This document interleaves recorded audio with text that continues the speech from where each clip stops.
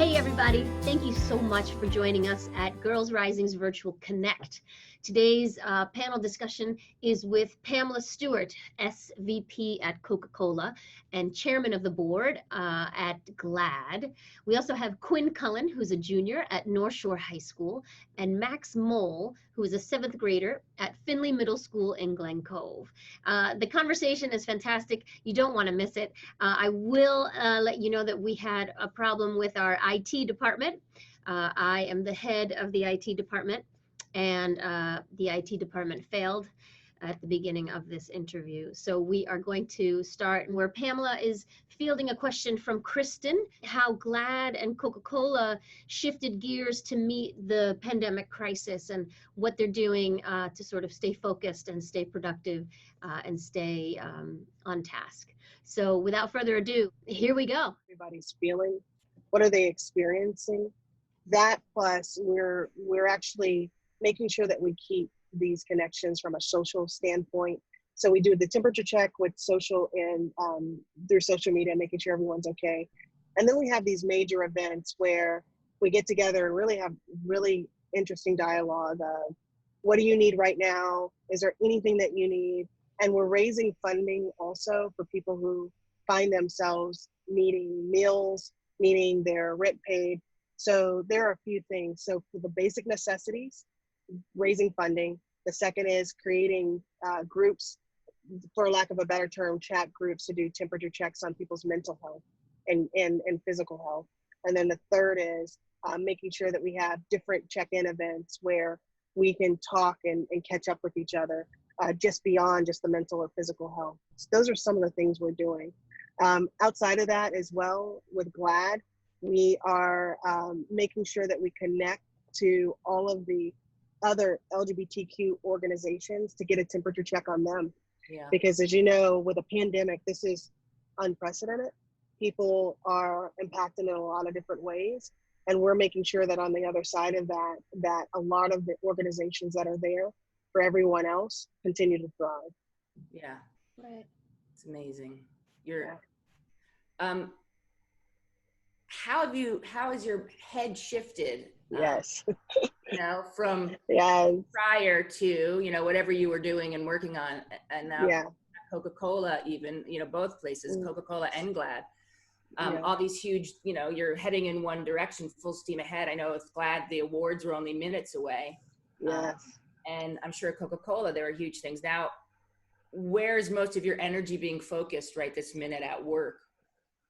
Yeah, so at work, it's all about business continuity, making sure that we have the waters, the sports drinks, all of the brands for your families is really where we're focused. So we're making sure that we keep the health of the frontline associates who actually go into the stores so that you're stocked and you can have those into your pantries.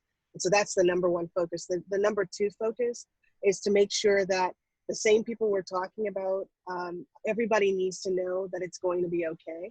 So we're making sure that on the other side of this, we're still a business, a strong, thriving business. Yeah. So the other parts that we're doing is preserving resources so that when we're on the other side of the pandemic, that we can continue to run and thrive and operate the business. So basic necessities and just business continuity.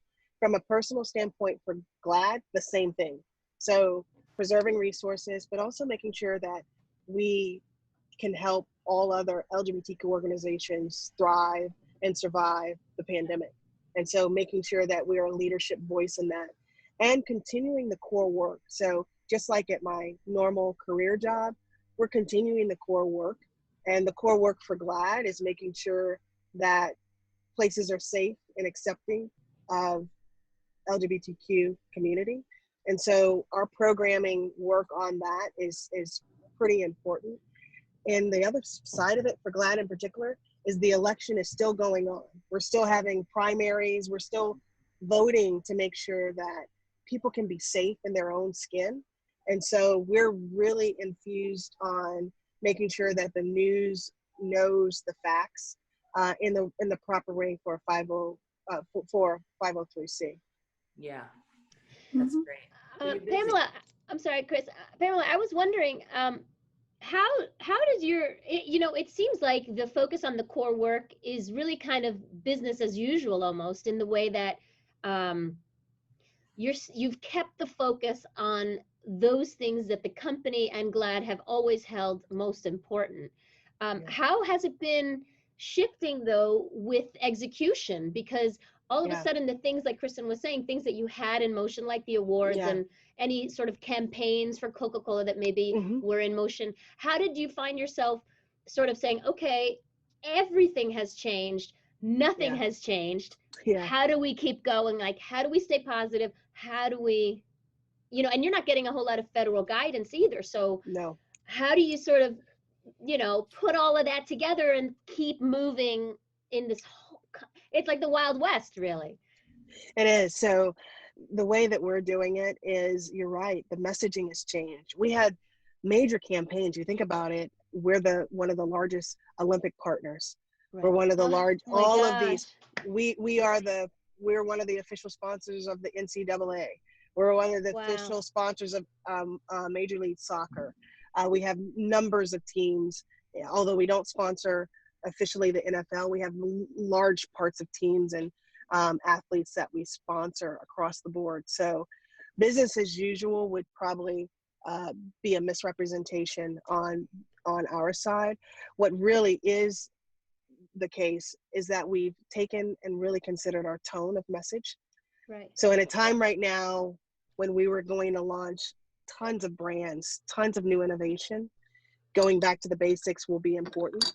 The second part is being thoughtful about the media that we actually put into the market, no different than Glaad.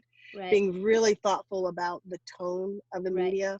And so everyone, both on Glaad's side and Coca-Cola, were thinking, what does everyone really need to hear right now? And how can we be there in the communities that we were through? I mean, we're a 135-year company. So we've gone through the Great Depression. Wow. We've gone through World War I, World War II. We've gone through we've gone through those major events, and we've come out moving through those events because we focused on the right messaging, the right tone, and what is actually needed by all of the consumers. So business as usual I would misrepresent it. On the Glaad side, we are really grounded in our basics.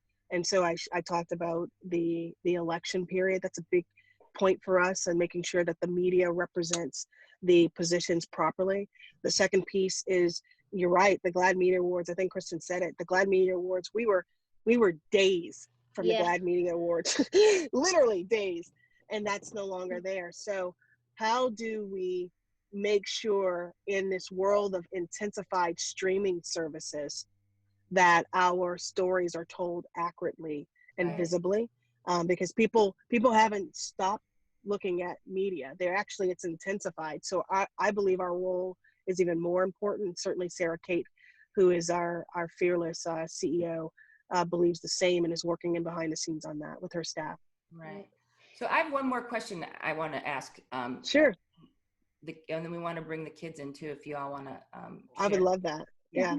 So, Pamela, I'm wondering, you're saying Coca-Cola's history, 165 years, or how, you've been through 35, all these moments in history.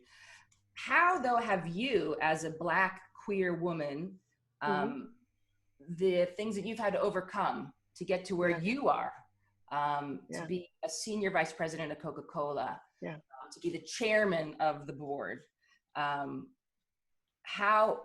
what things have you overcome in your life to get to where you are? And what's some of the mindset or some of the ways that you've navigated your journey that you think could help, Max or Quinn or any queer kid that's watching right now? Max and Quinn and everyone out there, I'll tell you this. I think Kristen hit on it. The world may not be ready for someone who looks like me, who has all of these classifications. With regards to being a female, with regards to being a person of color, with regards to being part of the LGBTQ community. The world's not ready. And so if you wait for the world to be ready for you, you'll never be successful, is the first advice that I'll give you. A large part of success is about the mindset. And so what I spent most of my time throughout my journey is being okay with being uncomfortable. Because I will go into rooms, even today, where I am the only of a various component of my classifications. I'm the only woman, I'm the only, and oftentimes the youngest, even still. And what I will tell you is being able to find the depth of who you are as a leader, find your voice, so much so that your voice drowns out everybody's criticism, everybody's naysay, is the most critical part of success. So as you are thinking about, as you're getting technically grounded, so you're learning a lot of great studies, you're reading a lot of books, the most important thing I would say is find your leadership voice and be very, very, very clear why you're at the table and what you uniquely add to the conversation.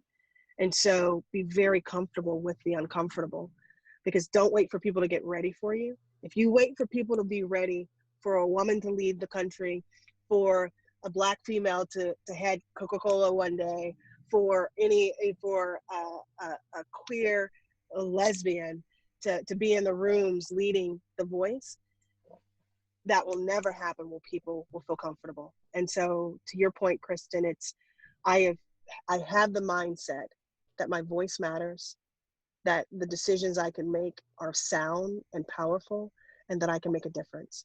And that is resolute inside of me. That is so intense inside of me that I can get in front of a room and make people ready for me. Right, nice. I can certainly say quite comfortably, I know both Max and Quinn very well. Max was the recipient of a Girls Rising Grant Award last year. Outstanding. And, the Melissa Etheridge grant, actually. And the grant was given to Max because they are part of a group that goes up. Explain what you were using the money for, Max. I'd rather hear it from your words than mine. I was trying to start something in my school because we don't really have anything for LGBTQ students, or that's and it was about helping to change legislation up in Albany, right? Yeah, it's okay. Yeah, amazing, right? And so that is amazing. So we spoke to Melissa Etheridge about it, and she was like, whatever they need, I'll do it. So I love we were able that. to give Max a grant for that. And then Quinn over here, Quinn's a junior at North Shore High School, and I can only imagine what that's been like being, how many trans kids are there in the high school with you? 3, but the only one transitioning to like a binary is me. Yeah. And there's groups, or have you created the groups, or what ways have you contributed to? Well, 2 of my friends, they run the GSA. They're actually like a lesbian couple. They're like really close friends with me. And they made the GSA at my school. And there's like so many members, like so many, like from the first time I went there in freshman year compared to now, there's such like a huge change. Because there used to be no one there, and now there's like a good like 15 to 20 people there. It's really nice. Yeah, it's amazing. I mean, you coming out and transitioning, this is a fairly conservative area. Yeah. I think that school system is certainly conservative. Our town of Seacliff, there's 3 towns that come together, Pamela, around here to create this school system that we're in North Shore. Max goes to Glen Cove, which is the town next door, but where Quinn goes, it's fairly conservative, except for Seacliff, which is a bunch of hippies, right? Yeah. But it's definitely a unique thing, a unique challenge, as many of these kids are facing, obviously, to be strong and brave enough. So obviously they're clearly leaders already, both of them. Absolutely. You know? Thank you for your courage. Thank you for your courage. This is why everyone's doing this work, is so that you can lead us through it. I mean, to be that courageous so young is magnificent. And it's unbelievable. Right. It's so powerful. I do feel on a certain level that a lot of the work that even Girls Rising is doing, Pamela, that you're doing with Glaad and all these, so many organizations, is because we can look back and remember the time when we were Max's age, when we were Quinn's age, and we felt we were such fish out of water, and we had the challenges that we faced, whether it was being queer, whether it was being trans, whatever those challenges were, and we didn't have that support. And so I think now we look back and we say, I'm changing that. I want to change that. And even for Max and Quinn, at such a young age, to be saying, I don't just want to change it for the people that are coming after me. I want to change it for myself, for the present. I'm changing it now.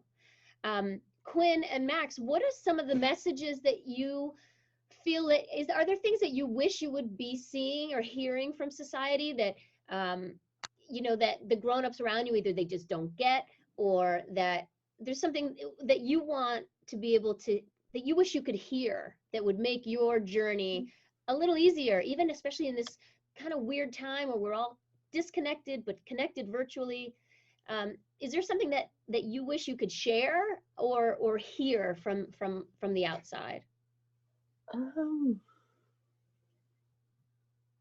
Well, I feel like when it comes to this topic, I feel like communication is a huge thing, and like asking questions and stuff like that. But other than that, asking questions, like you asking people, you being able to ask people questions, or people asking questions of you? Or both? Really both. Communication, I feel like it's like a huge thing when it comes to like support or coming out and stuff like that. I feel like lots of people just like don't understand, but don't really like, they feel like if they ask, it's like a bit like invasive and stuff like that. But I feel like communication is like a really important thing when it comes to this topic. Totally. Right. What about you, Max? I don't know. Is there anything, like, Max, are you watching like YouTube videos? Like, what sort of media are you watching? Are you watching Netflix, or when you go to sort of watch shows or videos, what medium are you using? Are you using YouTube? Like Netflix or Disney Plus, I guess. Netflix or Disney Plus. And do you feel like there's content on there that is speaking to you? Watching Sabrina. So yeah, there's a lot of shows I like. We started as a family watching the Chilling. Hi, Chris. I'm Dad, Chris. It's all good. He just walks in. We started the family watching the Chilling Adventures of Sabrina. Yeah. Which has a very strong LGBTQ storylines. There's a trans girl or a non-binary character, trans boy. There's also a bisexual character who's a witch. There's also another bisexual character. Yeah, and there's, there's a lot. So there's a lot. So that's been nice for us to see that. Yeah. So like non-apologetic, you know what I mean? Which is so like, this is just who it is. And they're not making, it's not an event to have these characters on this show. They're just it's who's in our world. So it's very cool. Chris, it's like they're not characters they're kind of like characters that are there that are like, not the only point of them is to be LGBT, but they're just like a normal person. That's what I love seeing. Yeah. And they're part of this conversation and this story and this world that these people live in. Yeah. Well, that's a huge part of what Glaad does, right, Pamela? That's it is sort of you guys behind the scenes. That's exactly what we do. It's just making sure, especially as people move to streaming services, that you're seeing yourselves. Chris, I want to ask your dad something, actually, since he's here, Max. Chris and his husband, Stephen, I'm curious what it's been like for you as queer parents to now have a queer child, and how you've had to adapt, or, how has it been for you as a family, when you first learned about Max and Max's, you didn't transition, right? What would you say, Max? How would you describe? You're non-binary? I really don't know. No. So you're still we call it an exploration of gender. Okay, great. Yes. Actually, Uncle Kevin is the one who said that first. And I would say for about a year, Max was using he, him pronouns. And then about the beginning of this year, I guess, it started to be a little bit more, or about 3 months ago, more about binary, more of a binary energy. And what are some things that you and Stephen have done to be supportive, or, how have you adjusted, or? Well, the most important thing right away was just, we love you no matter what, and let's just whatever you need from us, and whoever you are, and whatever clothes you want to wear, and yes, I'll also buy you the makeup palette and the sweatshirt, just to be giving everything that Max needed, and not saying, well, why do you want that now, or why this, or why that? Right. Not questioning it, just being like, that's what you feel in your heart, so that's what we'll do. Right. Stephen and I also had to do a lot of research, because we both were gay men, but we've never really researched or read about gender identity. That's new for us. So just because we're gay doesn't mean we understand what Max is going through, like, at all. So there was a lot of learning for us in that on that side, which is a big deal, I think. You can speak. Oh, I thought Kristen was gonna. I was muted because Sarah's speaking outside my door. Oh, I see.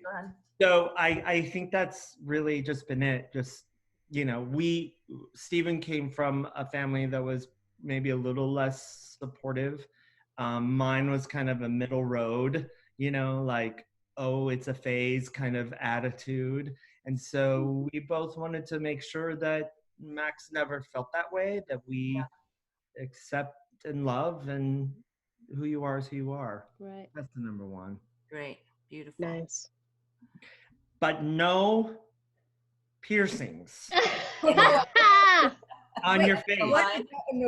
Oh, wait, on the face. I can get behind that, Max. Yeah. Until you're 18, whatever you want. I can get behind that. Well, listen, we're about at time. I'm so grateful to all of you for participating and Thank you. just taking this little bit of time to share with us. Quinn, everybody. Is there anything else anyone wants to share quickly before we shut it down? No pressure. Just curious. Do you want to leave anyone hanging with some final words? No, I just thank you for the opportunity. Hang in there. We have your backs. We are doing everything we can to make it safe to be who you are. And that's a commitment from us, truly. Thanks, Pam. I love it. And Pamela, something that you said that to me is just continually, it just resonates and stays, is that you have to be okay to be uncomfortable. Or being uncomfortable is sometimes it's just part of it. And I think a lot of people right now are uncomfortable in their homes, in their environment, because everything has just been shaken. And we will be getting back to a place where, we can find our space. But it's okay to be uncomfortable, and it's okay to push the envelope when you need to. And Pamela, you're an inspiration. Thank you so much. Max and Quinn, Max and Quinn. I mean, you guys, it's just fantastic. So thank you all so much for being here and for being part of Girls Rising Virtual Connect. Thank you. Thank you. Thank you Have a beautiful day. Have a great day, everyone. Quinn and Max, go back to school now. Yes.